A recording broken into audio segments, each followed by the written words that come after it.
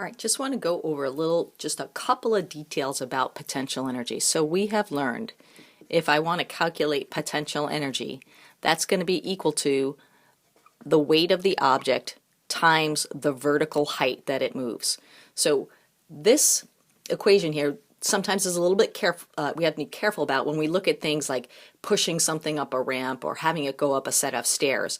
We want to focus on the idea that how it gets to this height just doesn't matter. It just care about relative to where it started, how much did that height change?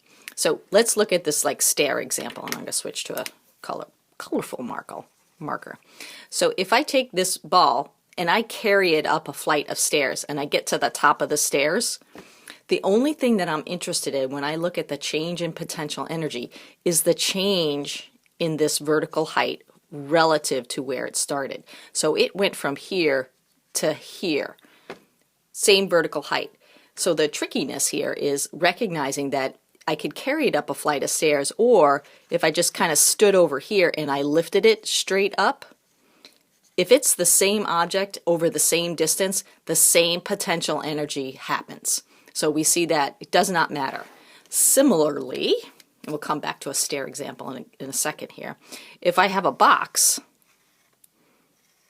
and I want to push it up that ramp here, so this is some kind of really long distance d to get up to here. If I push this box all the way up to the top of the ramp, I'm going to do a certain amount of work. I'm going to apply this force over that distance to get it to here. So that force times that distance, in this case, this is kind of one of those exceptions, because we're using what's called a simple machine, because I'm using a ramp to push it up, this force that I have to apply is actually going to be less than the weight. Now, you don't have to worry too much about that because we're not going to do all of these types of problems, but just understand machines help make our lives easier. We get our lives easier if we apply a force that's a little bit less than a weight. We don't have to put so much effort into it. But look at the costs that we have to pay. We have to push it over this whole big distance.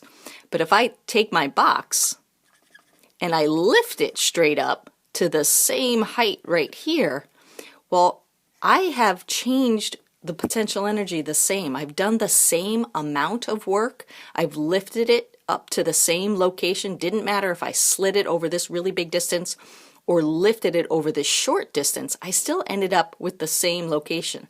I still am going to have the same potential energy and the same work done.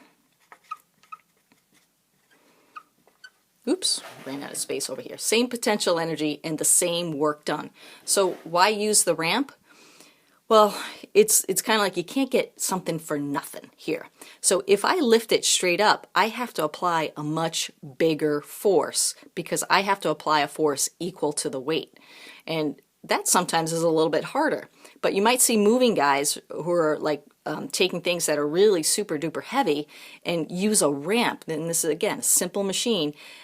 So they get the help by not having to apply such a big force, but the pay, like what it costs them, is that they actually have to slide it over a much bigger distance. Same amount of work, but less effort when you use a simple machine. So that's kind of one thing about simple machines. Again, we're not going to test too much on that, but I do want you to kind of understand when we look at climbing up stairs or sliding up ramps, or if this thing was curved, if I start at the ground and end up at the same height, it doesn't matter how I got there. I'm going to have the same work done, the same amount of potential energy has changed of my object. So one more thing I just wanted to talk about with the stairs, and I'll go through this quickly. Let's just draw a whole new set of stairs here. The fact that we see a direct proportion between the potential energy and the mass. So I'm just going to draw my stairs here. I'll do 3 stairs. So if all of these steps are kind of equally spaced, and I have this height here, if I have 30 joules of potential energy at the top of the stair, every time I kind of pop up a stair, pop up a stair, pop up a stair, it's going to go up by even increments because we see this direct proportion between the height. So at this first stair here, I'm going to have 10 joules, and then at the next stair, 20 joules, and then the final stair, 30 joules. Because these are evenly spaced, I know that this is going to kind of divide up equally because we have a direct proportion between potential energy and height. So we see this idea, double the mass, double the potential energy, half the height is half the potential energy. So now if we connect it to these stairs, if I go to a third of the height, which is this location right here, I'm going to have a third of the potential energy. So if I started at 30 and I go down to a third of that height, I've reduced it by a factor of 3.